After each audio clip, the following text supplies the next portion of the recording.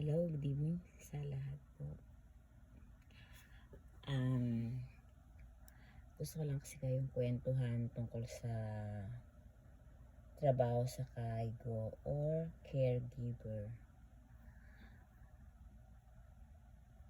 Alam nyo, ako ngayon, kakaumpisa ko pa lang kasi first time ba.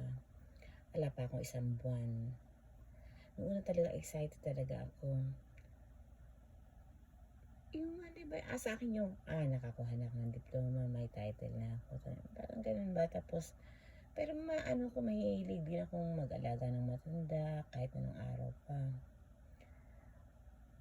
Sa akin yung excited talaga. Ano. Tapos alam mo, nung nagpunta ako doon, parang nung nag-umpisa na ako magtrabaho, bukod sa sakit sa katawan, siyempre, nanibago ko dahil ang tagal ko hindi nakapagtrabaho talaga ng talagang full time eh. Tapos bukod doon, parang iba yung yung bang naiba yung mundo ko, parang gano'n, nagkaroon ng change ba. Kasi nakita ko yung buhay ng mga matanda. Yung bang, parang nalungkot ako na hindi ko maintindihan yung feelings ko, yun ang totoo naman. Yung bang,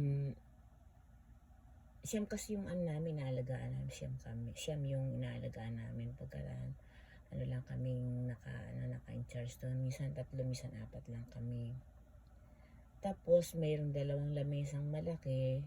Pagka sa umaga nandun naka-standby na sila.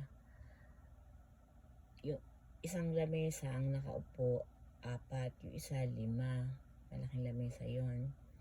Tapos mga nakaupo lang silang ganon, pakakainin sa umaga. Tapos pagkakain, yun kukwento ko sa inyo ang araw-araw na routine ba. Pagkakain, iinom na ng 8 mga bandang alas 9, ganyan, alas 10, ganyan, alas 10.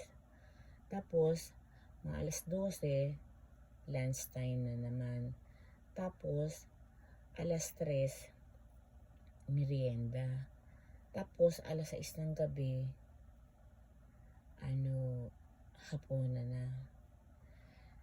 Wala pa ako isang buwan na ang naka-in-charge ako sa pagluluto sa kusina.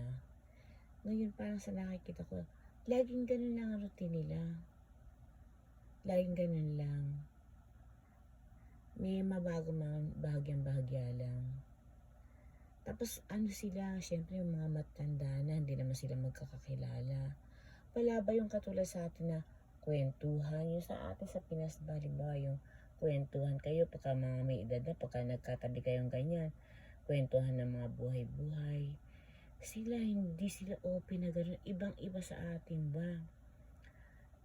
Nakaupo lang silang gano'n, nakaupo lang, parang umaano lang yung buhay nila sa tanong ano ba sa Tagalog yun? Yung bang, ang pinaka lang nila yung nag-i-enjoy sila ba pagka yung malapit na yung tanghalian, malapit na yung hapunan, kung ano ulam ngayon.